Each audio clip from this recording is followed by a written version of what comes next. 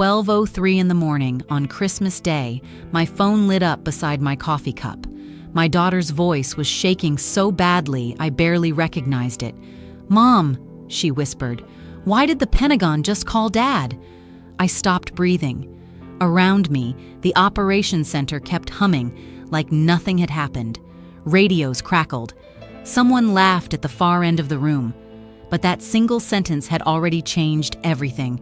To understand why my daughter was crying at midnight, I have to take you back 3 days. My name is Linda Carter. I'm 58 years old, and after 24 years in Army logistics, I took a civilian job coordinating emergency operations at Fort Liberty, North Carolina. It isn't glamorous work, but it matters. When storms hit, when equipment has to move, when people need answers, somebody has to keep the gears turning. Most days, that somebody is me. My apartment sits 15 minutes outside the post, in a quiet neighborhood where retired soldiers seem to outnumber everyone else. Nothing fancy. 2 bedrooms, beige carpet, a small balcony over the parking lot, and a fake Christmas tree I've set up every December since 2014. It leans a little to the left. So do I, these days. I had just settled into my recliner with a mug of coffee when my phone rang. My daughter, Emily. "Hi, Mom," she said. "You done with your shopping yet?" Almost. Then came a pause, the kind that tells you somebody is searching for the least painful way to hurt you. I recognized it. I'd lived through enough hard conversations to know hesitation before bad news. "Everything okay?" I asked. "So, Dad and Melissa are hosting Christmas this year," she said. "Melissa's parents are flying in. We really want her to feel like she's part of the family." Another pause. "It'll just be easier if it's, immediate family." Immediate family. Funny how 2 ordinary words can erase 34 years of motherhood. "I understand," I said quietly, and in a strange way, I did. I didn't argue that night. I never told Emily how deep those words cut. Instead, I looked out the window at the parking lot, where somebody was loading groceries into a silver SUV while Christmas music drifted from another apartment. Life just kept moving. "You aren't upset?" Emily asked. "Oh, honey," I said, smiling even though she couldn't see it. "I've had worse Christmases." That part wasn't a lie. I'd spent one holiday inside a canvas tent overseas, another eating powdered mashed potatoes in a war zone. Compared to those years, sitting alone in North Carolina didn't seem like much. We talked a few more minutes about traffic and her aging coffee maker. Neither of us mentioned Christmas again. After we hung up, I sat there a long time without drinking my coffee. It had gone cold. The next morning, I drove through the gates at Fort Liberty before sunrise. Same routine, same roads, same rows of brick buildings I'd passed for years. Inside the operations center, the holiday staffing board still had names missing. Nobody likes working Christmas, especially the younger soldiers with small children. I walked into my supervisor's office. Mark Reynolds looked up from his computer. "Morning, Linda. Still short on Christmas coverage?" "I'll take it." "You sure? You worked Thanksgiving." "I know, my plans changed." He didn't ask another question. People who've spent time in uniform learn when not to. By lunchtime, everyone knew I'd volunteered. A young specialist named Jordan looked genuinely puzzled. "Ma'am, you don't mind giving up Christmas?" "Somebody's got to answer the phones," I said, and he laughed. That evening, I stopped for groceries. A little boy ahead of me begged his grandmother for candy until she sighed. "Fine, 1 chocolate Santa." He celebrated like he'd won the lottery. I couldn't help smiling. Back home, I heated tomato soup and watched an old Western. The apartment was quiet. Not lonely exactly, just quiet. There's a difference. Christmas Eve arrived cold and clear. By 6 that evening, I was already at the operations center, where someone had hung a plastic wreath on the door. The cafeteria served turkey, stuffing, and pumpkin pie on paper trays. I sat alone near the window, watching younger soldiers video chat with their families between bites. One little girl held up her new teddy bear to the camera, Those small, ordinary moments made the room feel warmer. Back at my desk, the shift settled into routine. Weather reports, staffing updates, quiet. Just after 11:30, I poured another cup of coffee and watched the Christmas lights blink across the base housing outside my window. Then my phone buzzed. Emily. I smiled, expecting a quick "Merry Christmas." Instead, I answered to the sound of my daughter crying. "Mom!" I pushed my chair back so fast it rolled into the wall. "Emily, what's wrong?" She tried to speak, couldn't, and then finally whispered the words that made every person in that room disappear from my mind. "Mom, why did the Pentagon just call Dad?" "Slow down," I said, keeping my voice steady. "Tell me exactly what happened." She sniffled and started from the beginning. They'd been opening presents early because Melissa's parents wanted to leave in the morning. David's phone had rung around 11:30. He'd looked at the screen, and Emily had never seen his face go white like that. He'd stepped outside, and when he came back in, he'd said it was work. But David hadn't worked for the Department of Defense in almost 10 years. There wasn't much reason for the Pentagon to call him on Christmas Eve. Then another call came, Emily continued. This time he answered in the kitchen. Melissa followed him. Her voice shook. Dad started arguing. That got my attention. My ex-husband wasn't an emotional man. In 26 years of marriage, I'd seen him raise his voice maybe 5 times. He believed problems were solved with lists and checkbooks, not shouting. He kept saying there had to be some mistake, Emily said. And Melissa, she locked herself in the guest bedroom. Locked herself in? She wouldn't come out. Her parents just sat there staring at each other. 20 minutes later, 2 black SUVs pulled into the neighborhood. Men in dark coats spoke to David on the front porch for almost 15 minutes. They kept asking about military records, Emily said. They also wanted to talk to Melissa. None of it made sense. My ex-husband hated risk. If milk wasn't on the grocery list, we weren't buying milk. Federal agents at his front door sounded almost impossible. You don't think Dad's in trouble, do you? Emily asked. I don't know yet. Her voice cracked. I couldn't stay in the house. I'm at Lauren's apartment. For the first time in years, when everything fell apart, my daughter had called me first. Not her father. Me. Lock the door, I said. I'm coming. You are? It's Christmas Eve. I noticed. Despite everything, she let out a weak laugh. It lasted maybe 2 seconds, but it was enough. I grabbed my coat and walked to Mark's office. One look at my face told him everything. Family emergency, he said. Go. You've covered enough holidays for everybody else. The drive west felt endless. Most people were asleep or gathered in living rooms assembling bicycles and dollhouses. Every so often I passed a diner glowing like a lighthouse in the dark, a sign in the window reading, "Always open." About an hour in, my phone rang again. Unknown number. This is Linda Carter, I answered through the truck speakers. Ms. Carter, this is Special Agent Brian Holloway, Department of Defense. My stomach tightened. I pulled into a rest stop without thinking. We understand you're the former spouse of David Carter. That's right. What's this about? I'm afraid I can't discuss details over the phone. I'll be in Charlotte within 2 hours. We'll arrange a meeting once you arrive. He gave me a number, and I wrote it on the back of a gas receipt. Then the line went dead.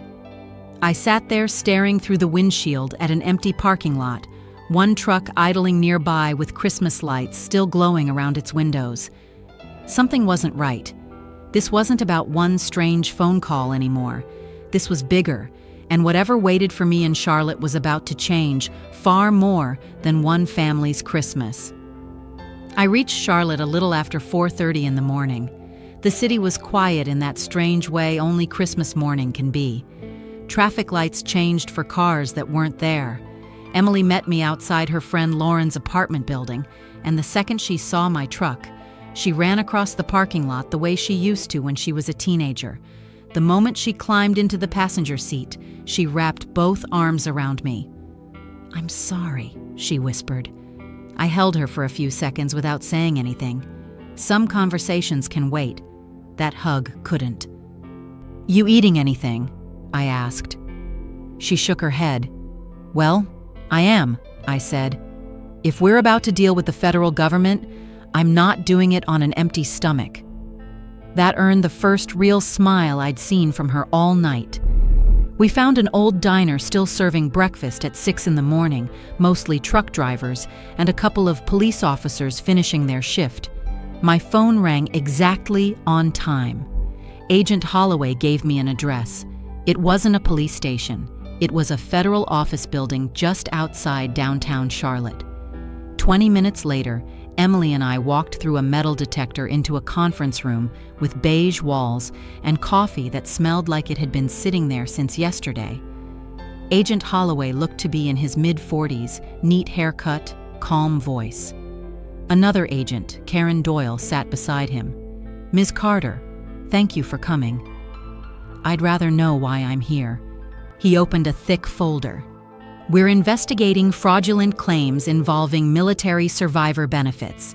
We believe your former husband's current wife, Melissa Carter, falsely represented herself for several years as the surviving spouse of a deceased service member."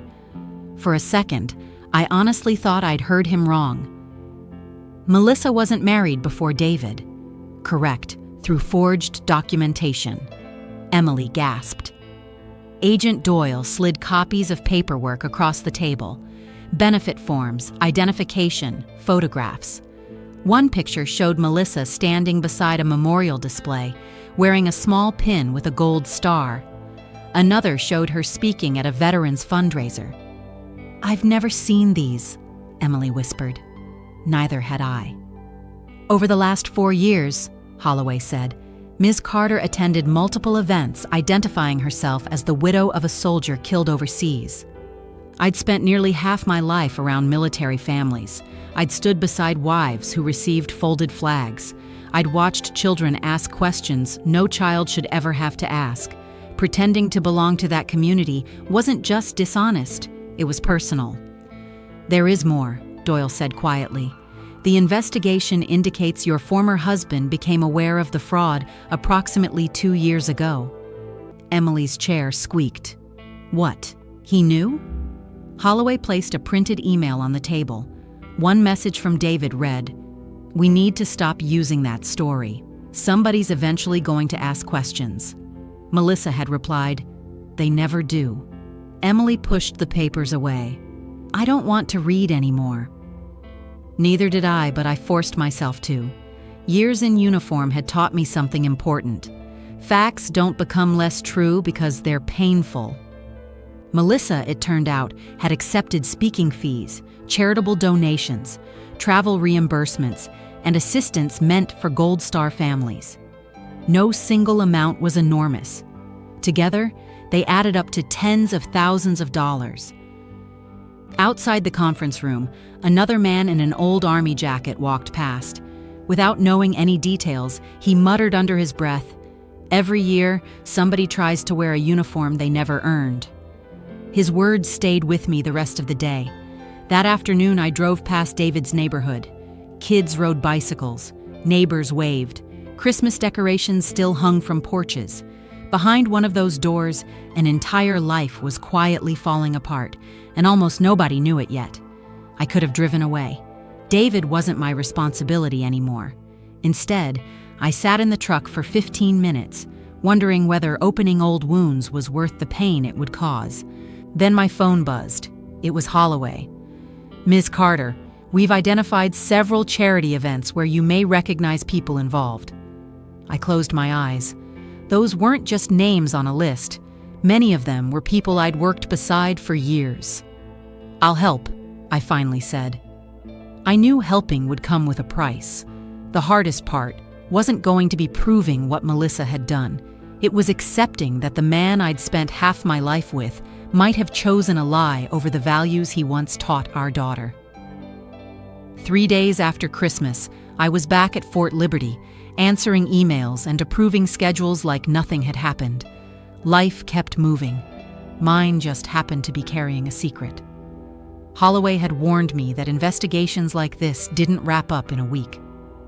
Facts first, he told me. Opinions can wait. I liked that. So instead of chasing rumors, I started with what I actually knew: old address books, retirement programs, Christmas cards, contact lists from charity events I'd helped organize years earlier. One afternoon, I met my old friend Denise Walker for lunch. She'd retired from Army finance before I did, and if anyone understood military benefits, it was her. "I remember her," Denise said, once I'd explained what I could. "A military appreciation dinner. She kept telling people her husband died overseas." "Did anyone question her?" Denise looked at me like the answer should have been obvious. "Because decent people don't assume someone would lie about something like that." That sentence stayed with me the rest of the day. Over the next 2 weeks, I met with 4 more former co-workers. Each conversation added a small piece. No one had seen the whole picture, but together, the stories painted something entirely different. Holloway called every few days. "We're making progress," he'd say. "What about David?" I'd ask. "We're still sorting that out." That answer never changed. Meanwhile, rumors spread faster than facts. By the second week of January, people had invented stories that sounded like bad television: stolen documents, foreign spies, buried cash. None of it was true. The real story was quieter and somehow sadder. Then the whispers turned toward me. Emily called one evening. "People think you're behind all this," she said. "They're saying you're trying to get revenge because Dad remarried." "You don't seem surprised," she said. "I'm not. When people don't know the truth, they choose the simplest explanation." I told her she was wrong, Emily said, "but I think Dad believes it too." That hurt more than anything else that week. The next morning, I found an envelope under my office door. No return address. Inside, one line: "Some families deserve to stay buried." I showed it to base security and locked my apartment door twice that night. A week later, Holloway asked me to review photographs from veterans' events. I stopped at one. Beside Melissa stood a woman named Carol Simmons, whose son Jason had been killed overseas. I'd attended his memorial service. I'd watched Carol accept the folded flag. If Melissa had stood beside her pretending to share the same loss, I couldn't finish the thought. A few days later, Holloway confirmed it. Carol had believed Melissa was a fellow Gold Star spouse. She had trusted her, and Melissa had let her. For the first time since the nightmare began, anger pushed past the sadness. Not loud anger, cold anger, the kind that settles in your chest and refuses to leave. At a monthly breakfast at the Veterans Hall, retired Colonel Frank Delaney pulled me aside. "You look tired," he said, nodding toward 2 empty chairs. "Sit." After I told him what I could, he stirred his coffee. "You still feel responsible for protecting your daughter's relationship with her father." "I don't want to destroy what's left." "You aren't. The person who tells the truth isn't the one who breaks trust." He smiled. "Truth doesn't get louder because you yell. It gets stronger with evidence." Driving home, I kept replaying those words. I'd spent weeks asking myself whether helping the investigation made me vindictive. The honest answer surprised me. I didn't want David to suffer. I wanted the pretending to stop. The revenge I thought I wanted was slowly changing into something else. Not payback, accountability. Still, I knew the hardest days were ahead, because sooner or later, every document and every witness statement would leave the investigators' folders and enter a courtroom.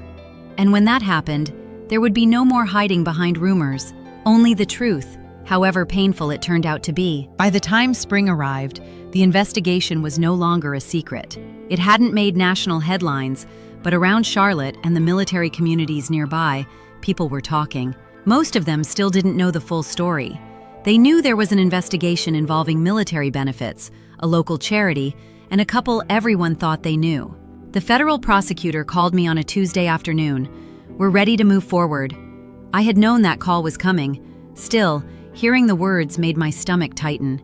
A hearing was scheduled at the federal courthouse in Charlotte. It wouldn't be a dramatic television courtroom with surprise witnesses and shouted objections. Most real courtrooms aren't like that. They move methodically, one piece of evidence at a time. Sometimes that's even more powerful. Emily called the night before.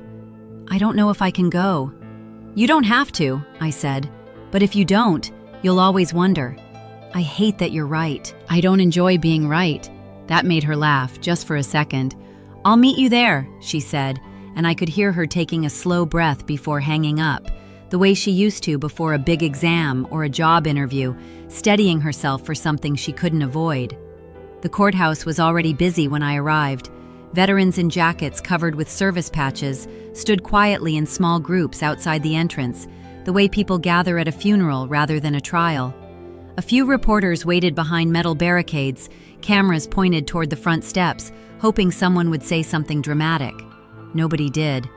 I found a parking spot 2 blocks away and walked the rest of the way with my coat collar turned up against the wind, going over in my mind everything Agent Holloway had told me to expect. None of it made the moment feel any less strange. David arrived with his attorney. For the first time in months, I saw my former husband face to face. He looked older, not because of gray hair, but because he carried himself like a man who hadn't slept well in a very long time. Our eyes met for only a moment. Neither of us waved. Melissa walked several steps behind him. Gone was the cheerful woman who used to post smiling holiday photos online. She looked exhausted, no makeup, shoulders slumped, staring at the ground as photographers called her name. Inside, everything felt surprisingly ordinary. Wooden benches, an American flag standing stiff in the corner, the quiet shuffle of papers, the low murmur of people finding their seats. Emily sat beside me, her hands folded tightly in her lap. Across the aisle, David's family friends filled 2 rows. Nobody spoke above a whisper. Judge Eleanor Brooks entered exactly on time, gray-haired, unhurried, the kind of presence that made the whole room settle before she'd said a single word. The hearing began. The prosecutor laid out the case without raising his voice. He explained how military survivor programs depended on honest documentation.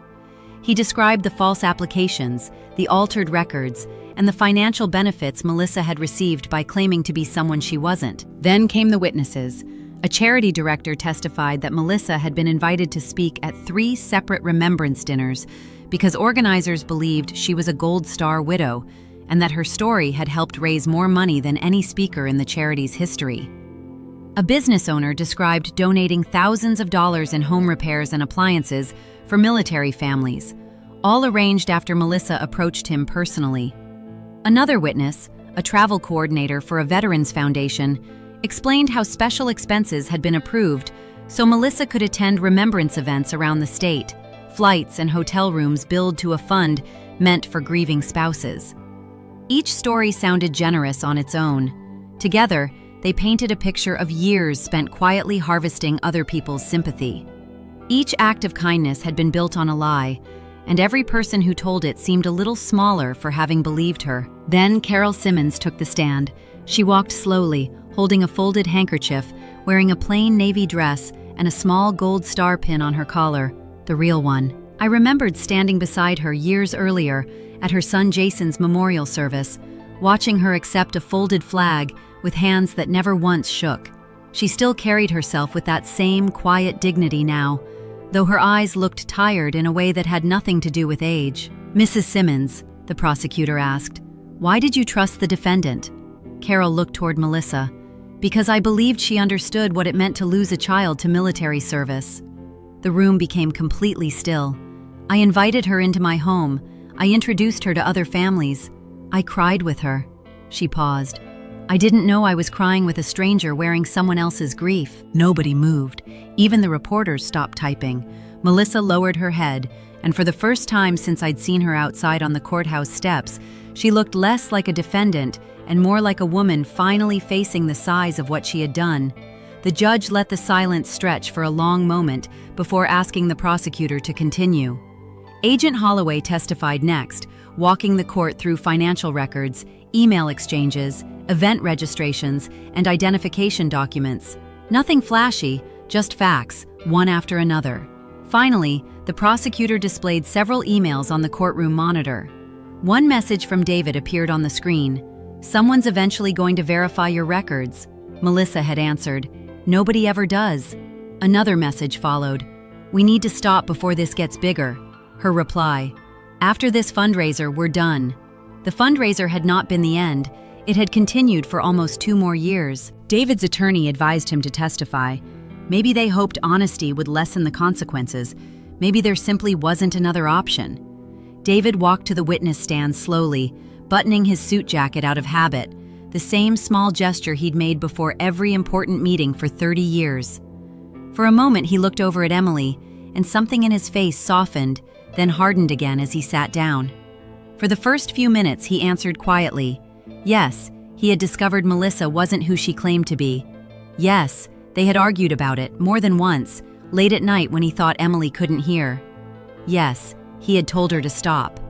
Then the prosecutor asked the question everyone had been waiting for. "Mr. Carter, after learning the truth, did you continue attending events where your wife falsely represented herself as a Gold Star widow?" David closed his eyes for a moment. "Yes." "Were you aware donations were being accepted?" "Yes." "Were you aware businesses provided benefits based on those claims?" "Yes." The prosecutor let each answer sit in the air a moment before asking the next question, giving the courtroom time to absorb what David was admitting, one small confession at a time. David's attorney shifted in his seat but said nothing. "Why didn't you report it?"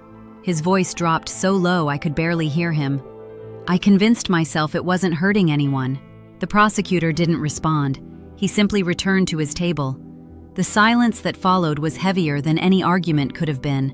Then, from the gallery, someone spoke quietly. It was Carol. She wasn't addressing the judge. She was looking directly at David. "My son gave his life wearing that uniform." Her voice never rose. Pretending that sacrifice belongs to someone else always hurts someone. No one interrupted her. The judge simply allowed the words to settle over the room. I looked toward Emily. Tears were running down her face. Not loud sobbing, just quiet tears, the kind that come when the person you've admired your whole life suddenly becomes someone you barely recognize.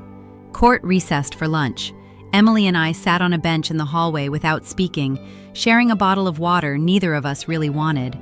Down the corridor, I could see David and his attorney talking in low voices near a window. David's shoulders hunched forward, like a man trying to make himself smaller. As people filtered into the hallway, a local reporter approached me. "Mrs. Carter, would you like to comment?" I shook my head. "This day isn't about me." "What do you think justice looks like?" I thought about that before answering. Justice isn't humiliating people. It's making sure the truth reaches the people who deserved it all along. That afternoon, the judge accepted Melissa's guilty plea to multiple fraud-related charges. Sentencing would come later, but the facts were now part of the public record, entered into transcripts that would outlast every rumor that had circulated through the winter. David wasn't charged with the same offenses, but the court made it clear that his cooperation with the deception carried serious civil and financial consequences. He would spend years paying back what should have been accepted honestly from the start, and longer still rebuilding whatever was left of his reputation among people who had once trusted him without question. As people left the courthouse, nobody celebrated. There was no applause, no cheering. Real life rarely gives you those moments. Instead, there was something quieter, almost gentle. Veterans gathered around Carol Simmons on the courthouse steps. One by one, they hugged her, not because she'd won anything in a legal sense, but because she'd finally been told the truth after carrying a false grief alongside her real one for years. A few of them shook my hand too, thanking me for something I still wasn't entirely sure I deserved credit for. Emily walked over to me near the bottom of the steps, wind pulling at her coat. For a long moment, she couldn't speak. Her eyes were red, but she wasn't crying anymore, just tired in the way people get after finally setting down something heavy. Then she reached for my hand. "I understand now," she said. I squeezed her fingers. Neither of us needed to say anything else. Behind us, the reporters were already packing up their cameras, the story less dramatic than they'd hoped for, which was exactly why it mattered. Sometimes, the most satisfying kind of revenge isn't watching someone fall. It's watching the lies finally lose their place to the truth, quietly, in a beige room, in front of the people who deserved to hear it. By the end of summer, the television crews had stopped calling, and the newspaper stories had moved on to other headlines. Around Fort Liberty, people had gone back to talking about training schedules and football. The investigation was over. Melissa had been sentenced to probation, financial restitution, community service, and a record that would follow her for the rest of her life. She quietly resigned from her teaching job before the school district finished its own review. David faced years of repaying money connected to the fraud and lost consulting opportunities that had once come easily. Trust, once broken in military circles, isn't something you rebuild with a handshake. I didn't celebrate any of it. There wasn't much to celebrate. One Saturday morning in October, my phone rang while I was trimming the little maple tree outside my apartment. It was David. "Hello, Linda." His voice sounded tired. "I owe you an apology." The words surprised me. Not because I thought him incapable of it, but because I'd stopped expecting one years ago. "I blamed you," he admitted. "It was easier than admitting I'd made a terrible decision." "You didn't just make one decision, David." "I know." A silence settled between us. "I kept telling myself she'd stop," he said quietly. "I believed every promise, because it meant I didn't have to face what was happening. You wanted the problem to disappear on its own." "Yes, it almost never works that way." He let out a long breath. "I don't expect forgiveness. I appreciate the apology." That was the truth. Some relationships don't return to what they once were. They simply become more honest than they used to be.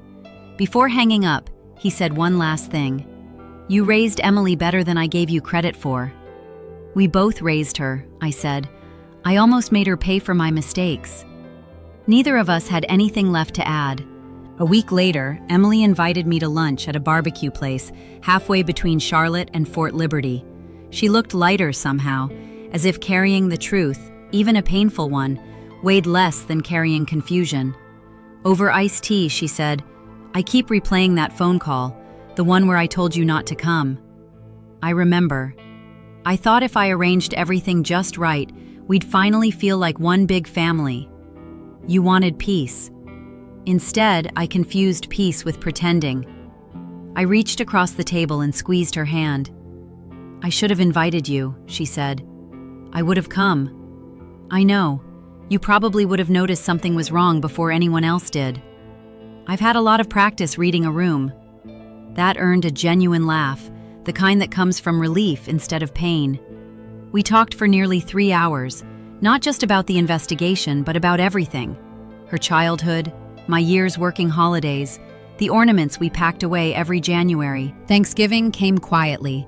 Emily insisted on hosting, just the two of us. We burned the rolls, forgot the cranberry sauce, and laughed so hard at my attempt to carve the turkey that we ended up ordering pumpkin pie from the grocery store. It turned out to be one of my favorite holidays in years. Then December arrived. The little artificial tree came out of the closet again, still leaning to the left, still missing one branch near the back. Some things never change. A week before Christmas, my supervisor asked if I was volunteering for duty again. "I can cover the morning," I said. "My daughter's expecting me for dinner." He grinned like he'd been hoping I'd say exactly that. Christmas Day arrived cold and bright. The drive to Charlotte felt different this time, not because the roads had changed, but because I wasn't wondering whether I belonged. Emily opened the door before I even knocked, the smell of baked ham drifting through the house. "Merry Christmas, Mom!" "Merry Christmas, sweetheart." The table wasn't crowded. No complicated seating, no walking on eggshells, just family trying to do better than they had the year before.